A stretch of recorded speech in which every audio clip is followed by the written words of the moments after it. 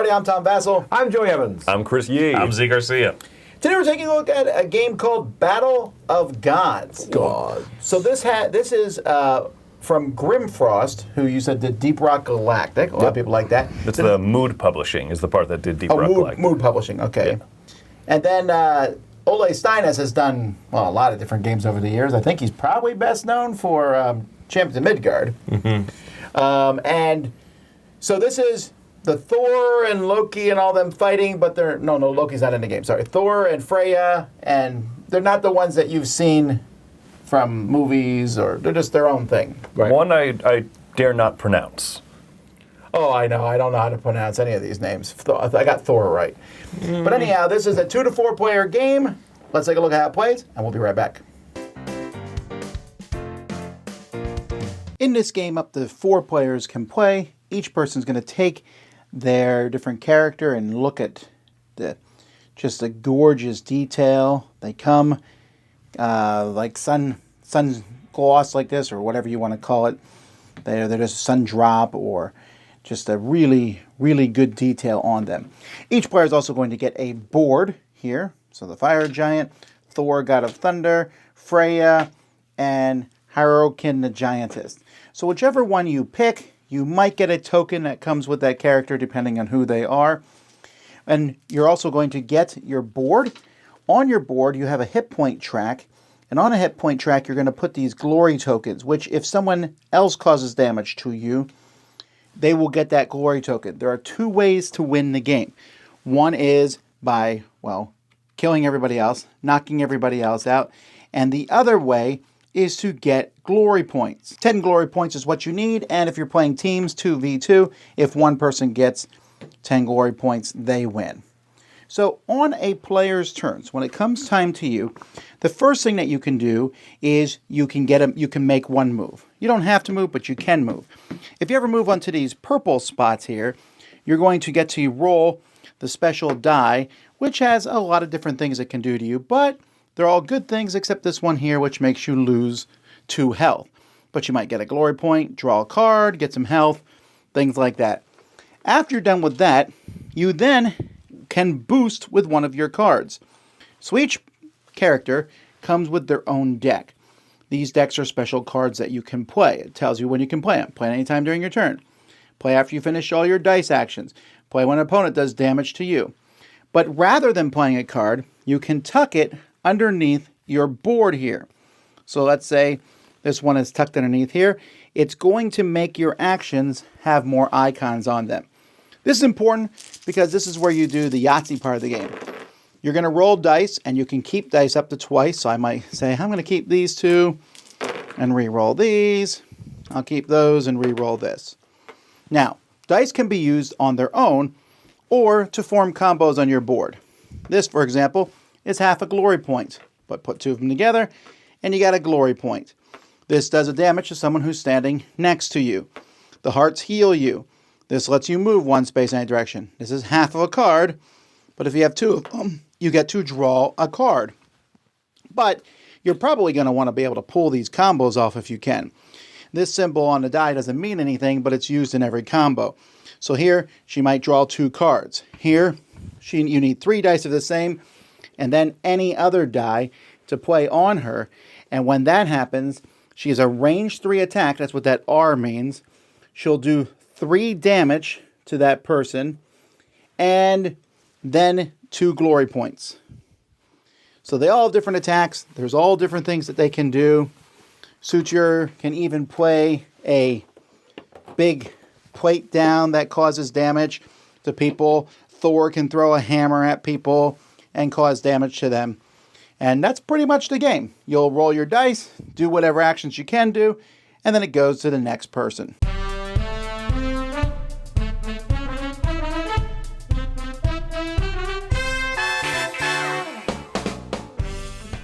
All right, so why am I not calling this King of Tokyo with Thor? I don't know. Why aren't you? Well, I mean, that is the obvious connection, I think. It is. Or some people are going to compare it to... Dice Throne is it's kind of a hybrid. Yeah. I mean, it does have the spatial movement. That's what sets it apart from Yeah. There's a little bit of a grid, movement. It's very small, actually. The motion, sort of what you're doing, the traversal, is pretty small in this game. But it does feel like those games, King of Tokyo, Dice Throne, a little unmatched maybe with the motion, but dice-driven, obviously. It's a Yahtzee-esque game. Yes. The miniatures are fantastic. They're too good. They really are great. They are. I'm not as impressed with everything else, unfortunately. The art on the main cards is fine. It matches the miniature. But the cards aren't great quality. They have runes on them. I would have preferred pictures of, like, Thor hitting somebody on one. You know what I mean? Give it a little bit of character. I had to, compare the cards to the boards to even figure out whose cards are whose. And then the symbology of putting the stuff on the boards I thought wasn't... or at least what it tells you what it does. I didn't find that to be super clear. That's the weakest part of the graphic design, unfortunately for me, is if you're playing Surtur, the flame giant, you have this thing that has a flame on one thing, and then another one shows a more different flame. And you're like, one of these is put a token out, and one of these is shoot in a straight line. They should be more obvious what they do. Or the wolf attack from the... I can't remember her name, the troll. It just shows a wolf. That's not helpful. 2 damage. The person has to spend a punch die roll to fend off the wolf, lest they take another damage next turn. That's not encapsulated in just your little wolf symbol. To be fair, and I agree with you guys, but to be fair, each character has 4 symbols. Yeah, it's right. not. I mean, you have to look at a reference card or whatever for 4 symbols. It's not the end of the world, but I agree that it's not very helpful. Yeah, and that's something that could have been an easier one-to-one could have been found there. Right. I do really like, mechanically speaking, the way that it has, the way that if you take wounds and you sort of drop down that line, the other player hitting you takes a token, and your running total is the tokens you've accumulated, plus the ones you've managed to retain. And yes, they'll go away. Somebody's going to target you and they'll smack you around. But I love that feeling of, ooh, if I'm technically able to keep healthy, I have a leg up on you because I'm counting the ones just sitting there on the track. Sure. I like that idea. It feels good to try to keep your points by staying healthy. It encourages the battle a bit more than King of Tokyo does, for example. King of Tokyo, you will win point-wise the majority of the time. And it just... Not if you're playing it with me, but okay. But I mean, people will just sit there and harvest points. This is really good as far as getting those glory tokens to move around. And then the die rolls, it's easier to get those glory tokens. I do like that. I'm going to disagree that it's easier to do points and fight in King of Tokyo. Really? I feel like it's pretty much an even split. I guess I always go point-wise. Well, I'm calmer and nicer, though. Well, that may be true. In King of Tokyo, Tom turns into just like warmonger. Yeah. And one thing I do like is I do like the upgrades as far as being able to upgrade each of those lines. That's something that King of Tokyo got later with the evolution cards and all this. That be able to upgrade and make each of those more powerful as you kind of shoot for the moon to do those die things. I like that. But again, that happens closer to the end game. Well, it really depends. Sometimes the dice just do not give you card draws, and that happens with these Yahtzee, battle Yahtzee type games. Sometimes but some games you get flooded with cards, and you're just sitting there going, sweet, I'm going to use this as a one-time power, and I'm going to slot in this thing and upgrade it. Sometimes, especially if you play, and the characters feel very different. Like Freya, if she can get early cards, and she can just tuck each of those once a turn, you have to bring her down quick because she will just get a ton of glory with those upgraded cards. Mm-hmm. Those glory tokens will come fast to her. It's neat how different the characters feel. And it's a fast game, too. I wonder why it's only 4 players. I don't think I would want to play with more than 4 on that little tiny board. Well, obviously the board would be bigger. I'm saying, I don't know. I don't know. Or that there's only 4 characters. There's 4. That, sure, yeah. But I think it's because... Well, the miniatures are put all the money into insanely the good. I miniatures, mean, they really are too good. They did not need to be that nice. They are incredibly detailed, very large. They come, I guess, washed or sun-dropped or whatever that's called. It's insane. And in fact, the board, because the hexes sometimes, they're as big as they are, sometimes if you put one miniature next to each other, you have to rotate. So, like, my giant shield or hammer isn't, like, pushing you. Your mini. But But I do like the minis. I mean, it's a selling point for it, right? It's gonna feel cool to have. This is me, blah. And the dice rolling, I do enjoy. The leveling up, I really do enjoy. Having the two halves of the one victory point, rolling for that, and just getting that straight up.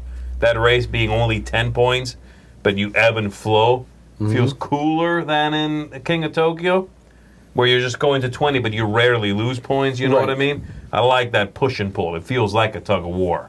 Yes. And it has that little bit of a feeling of, well, if you don't win this turn, I'm going to win next turn. You know, it has that feeling of, if you don't pull it off, I should be able to get there. And spatially, I mean, you can go away from other people, but you can always be hit. You never can be too far away. I do like that. And the portals make it easier, too. Well, that's actually one of my concerns with the game is I don't think the board means anything. I absolutely disagree. There's- Absolutely disagree. But I mean, yeah, there's move onto a space, move off a space. But the fact of the matter is I can just hit you. I can move and hit you, move and hit you. I feel like the board, you're not really doing much cool tactical things. I'm like, wow, I was surprised by that. No, you ran at me and hit me. And then I either back away and hit you with a range, or I run at you and hit you. If I don't have a range, I'm just going to run at you and hit you. There's not traps on the board. I mean, there's that purple die thing. Which I love, by the way. I do love that too. Yeah. I always roll it. You saw me, I rolled it and died from it and didn't care. It's great. I like that, but I think it helps if it's multiplayer. If you're playing one-on-one, the board isn't as exciting. But if you're playing with multiple players, if you're playing with 3, 4, then you can try to like line people up and shoot them all and through stuff the other like person? that. Yeah. Yeah, you can try to be. and that is more Do that interesting. But for me, this game is just okay. And I struggle to figure out why that is, because I do tend to like games like this. And I think it's because I think the game is missing a sense of fun. And by that I mean, I think the game is taking itself super seriously. That's interesting. The combos are serious. The miniatures, like, look, this is Thor and that. King of Tokyo, and I'm sorry we keep comparing them, but they're comparable. You have to, right? King of Tokyo and Dice Throne both exist, and they both are amazing games. They both have but a sense of super playfulness. Like, it's just silly fun. King of Tokyo, they make it look silly to the point where they have an expansion where they're putting on costumes. It doesn't even make any sense. It's actually my least favorite expansion, but you know, King of Tokyo, you have 2 heads, you roll an extra die. I like that nonsense, and I also like the deck of cards in King of Tokyo, and because you can upgrade in weird, unusual ways. Right. I like the combos in Dice Throne better because I feel like there's a lot more of them. Here, there's 4 combos. I roll my dice and see which combo I can pull off. And if I can't pull off a combo, I can use the extra dice as other things. So I like that. It's not all or nothing. Mm-hmm. Yes. So the game mechanisms that I don't have a huge problem with. It's just that when I play it, I felt a little cold from the theme. And it's okay. Also, I'm a little Norsed out. I really am. I feel like the Norse, raw, look, this big giant with a hammer thing. It's like, okay, I've seen this. I've seen it a lot now. So that's why I'm not as excited about it. I get it. It's just that I would play King of Tokyo and Dice Run over this any day of the week. Sure. Are you giving it a score? Score-wise? Oh, yeah, so 6 out of 10.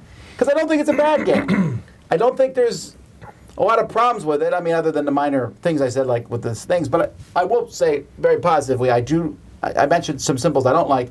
I do like that you need 2 glory dice to get a glory token. I like that it's half a glory symbol. That just is satisfying to be like 2 halves together, glory. And the card, and too. the cards, too. Yep. I like that a lot. Mm-hmm. Yep, I like that. Well, let me go next because I think these guys might be higher than me. I'm kind of wavering between a 7 and a 7.5. I'm gonna go 7.5. I enjoy it. I think the things that hold it back for me are the decks aren't going to change for the characters. You got 4 characters here. Their little deck of cards is always the same, which you, again, King of Tokyo, you have that big deck and you buy whatever you want. You can develop this creature as whatever. But to be fair, King of Tokyo has like no personality. That creature is a drawing. Until they came along with expansions that gave you abilities, that's why they have 82 monsters, because they are just a picture. Well, that I agree on, yes. You know what I mean? Whereas here, if I play Freya, it is, again, I know Freya is good at getting points. So I'm going to be rushing that. And I'm going to be doing it in ways you guys aren't doing it. Right. So I like that. The flip side of that is, yes, if you play Freya a lot, you know what to expect. You kind of get the same thing every time. But I like the leveling up. I like the dice system. Yahtzee as a mechanism, this idea of roll and you get 2 re-rolls, is satisfying. I love that if you don't get the combo, then you use the dice. It actually reminds me the most. The dice system in this, the game it reminds me the most of is Run, Fight, or Die. Yeah. Yep. Oh, wow, yeah. Okay, Yeah, good. it is, It's actually what it's most like. And I have a good time with it. I could see all the complaints. The board is a little less than thrilling. I agree. You know? But there's enough here. It's a small enough game, an easy enough game to play and learn that I don't care about those little niggling issues. This is a fun one to pull out every now and then and say, I'm going to be Thor, and you'll be this one, and rah, rah, rah, rah, rah. I'm going to have fun with that.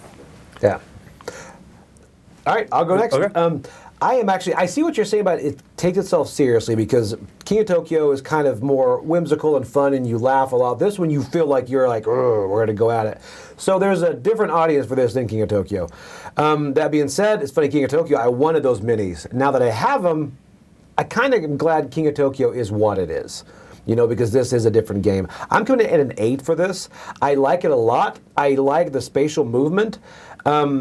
And that combined with the Yahtzee style, I don't think it replaces either Dice Thrones or King of Tokyo for me because this is a different feel of a game.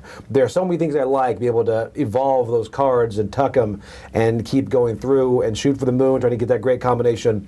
But if it was any longer, my score would go down. But the fact that it is short and you can just go straight at somebody and be like, I'm either going to win gloriously or lose gloriously. 10 points feels good, right? That's It the does. thing. Because you can easily get to like 7. Easy, and you've You're got like, those points "Ooh, already. I'm right there. I'm almost there, yeah. And the switch can happen so quick by losing glory and taking it. It's like, wait, all of a sudden I'm behind. So I like how quick the cadence is on this. So I'm at an 8. I'm coming in the highest. I'm giving this an 8.5. I think this is an excellent little game. It is a little bit more serious looking than King of Tokyo, and it comes with those overproduced miniatures. Like you're talking about, the few things that bother me is the fact that Surtur's knee is sticking out. Yeah. Freya's bow, and you're like, okay, they can't touch. They can't quite face each other. Well, I was telling, when I first saw it, I'm like, oh my goodness, I would leave these out of the box. Right? Display them, you know? They're cool to me, and I usually am the first person to be like, this is overproduced, blah, blah, blah. I have fun with it. I like the spatial aspect. There's a lot, actually, and I think that it works really well from 2 to 4 players, which the first time that you saw this time, you said, oh, you got it, it's a 2-player game. You're like, no, it goes to 4. And you said to me on 2 different occasions, I don't believe you. Well, that's because in these sorts of games, there's always someone who's going to get shafted when you play a multiplayer game. Right. And I still think that's the case. In this one, if I need points and he's over there, he's closer to me, it doesn't matter if he has more hit points than you or not. I'm going to hit him because he's closer. There's no self-balancing unless you play teams. I disagree. I think there is a decent amount of self-balancing because if we just gang up and take out Joey, for example, and It could be anyone, really. And I have the lowest health, that doesn't favor me to help you guys and take out Joey. I think that this game gives you enough movement, but enough opportunity to also kind of like run back and heal, or some of the characters can teleport, some of the characters can create a firewall around them. Like, yeah, you can come at me, but also be willing to take 2 damage by jumping into my firewall. It does a lot of stuff pretty, in a very small rules-light package. I agree. It has fewer rules, questions of timing and stuff than Dice Throne. Yes. It is a little bit. I like the way that the card deck system works in this one more than King of Tokyo. It is kind of this weird in between that just speaks to me more than it speaks to you guys. And quick, super quick games. Well, there you go, folks. That is Battle of the Gods. Sure to be expanded near you. Oh, yeah. I'm Tom Vassell. I'm Joey Evans. I'm Chris Yee. I'm Z Garcia. Say that name. That person's name is Thor.